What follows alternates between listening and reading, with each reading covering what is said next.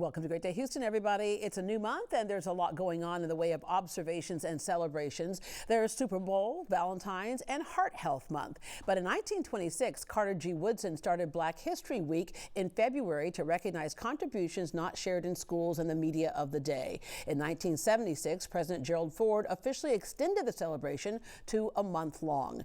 History meets the present in Freedmen's Town, Houston's historic 4th Ward. It was founded by formerly enslaved people and quickly became a hub for Black life, culture, community, and baseball. Joining us to share the story behind a new exhibit are Sharon Fletcher with the Houston Freedmen's Town Conservancy and curator Seba Suber. Good morning to you, ladies. Good morning. I saw you just nodding your head along there as I was reading along. Like, that's right, that's what happened. All right, just a little bit about you two.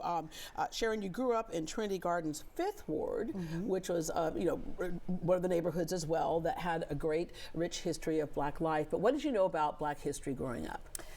Oh my God, my first learnings of Black history came from my grandmother and my mother. My grandmother cleaned homes. She was a maid. She cleaned homes in River Oaks, and so she always, during these times where she would go to work, I would ride the bus with her, and she would share with me how much things had changed since she was born in 1929 up into that present moment of like 1985, 1986.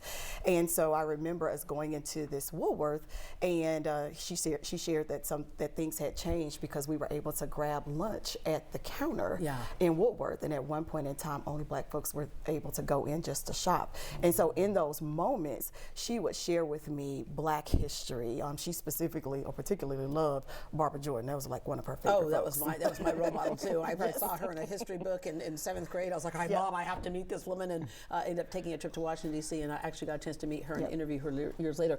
But that's so much the important part of keeping these stories alive, because my parents were much older when they had us, and so they went through that as well. My dad was born in 1917, my mom in 1923, and so they shared all those moments where a lot of things we take for granted today, right? And for you, Seba, what did you know about Black history? And the reason why I'm asking this is that a lot of people assume that we got it through school. My parents did; they lived it, number one, but they also got it through Black history in school because they were in segregated schools, and that's they were taught. But it disappeared for a lot of kids when integration happened. So when did you learn Black history? I would definitely say, definitely not in schools, but at home. My grandmother was all about Blackness, Black history. And so that led me to go to Columbia University for the Institute of Research in African American Studies. So I've pretty much, ever since I was a little girl, have always made Blackness a center point for my life, and knowing to make sure we tell our stories. Yeah. All right, Houston Freedmen's Town. It's a story of freedom, not slavery. Yes. And that's one of the things that we celebrate. January 31st, 1865, the 13th Amendment abolished slavery, but it didn't mean that the mindset went away. There are still so many things that former enslaved people say, okay, now you're free, go where? Go where? Go where? Where's the job? Where's the infrastructure? Where's the neighborhood when you still had segregation? So there are a lot of things that had to be done, a lot of obstacles to overcome. But tell us about Freedmen's Town and the obstacles that they had to overcome to establish a community. Yeah, so June 19th, 1865, they get notification that they are now free. Yeah, so bye.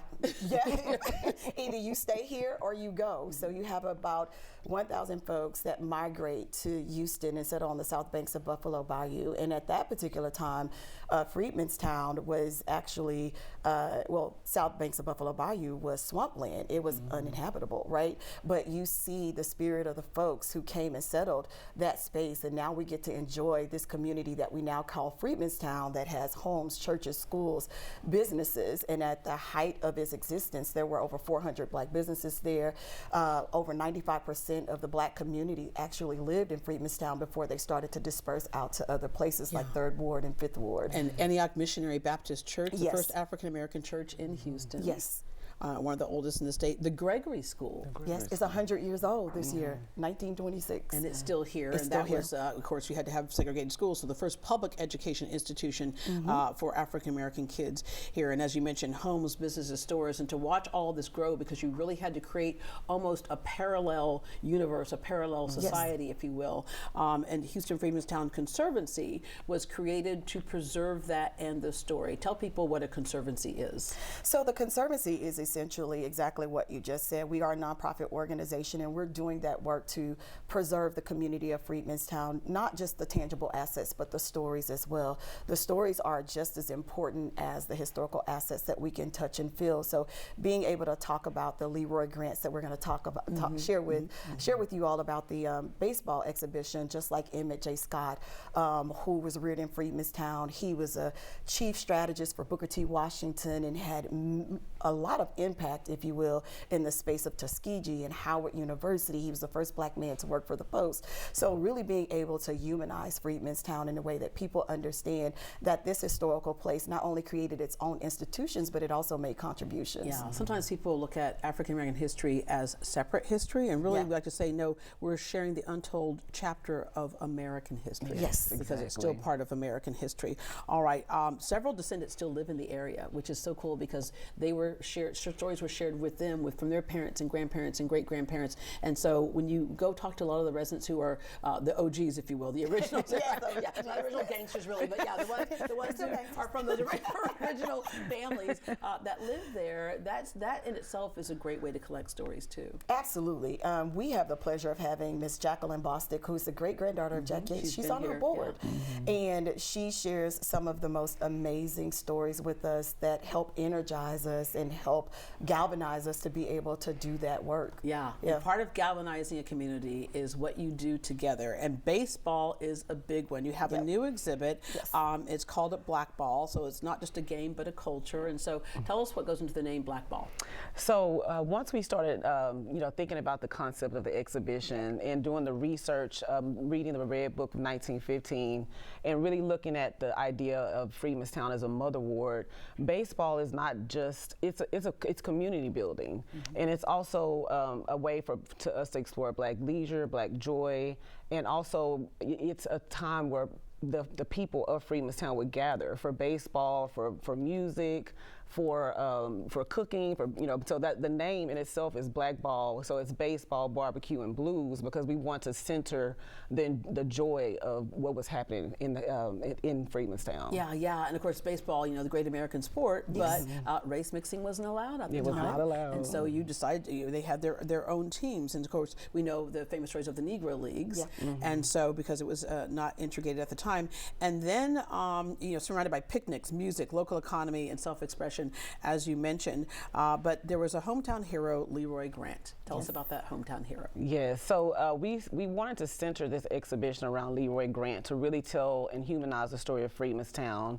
He was a Black baseball player from Freedmanstown, but ended up on global stages, and so him being centered tells the story of his life, but also the spaces and all the different activities that happened around Freedmanstown. Yeah, all right, so we talk about baseball and sports being kind of a place of leisure and brought people together.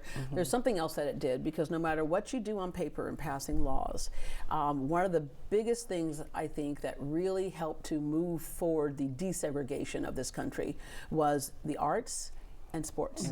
And I've had plenty of people who lived through it who would say, I found myself sitting on the sidelines cheering for somebody I was not supposed to like. And so we finally had, baseball civil rights, it really impacted it in such a great way. Eventually teams decided to sign players based on not their color, but their skill, because they wanted to win. And isn't that what this is all about? Absolutely. Yes, it's all about. Absolutely. And we're just excited that that's happened. But even going back to the Negro Leagues as an institution, to have Major League Baseball to now recognize those accomplishments of those Negro League players, and now their stats are officially in the books, is another major win for the community, African American community, but also for baseball history as well.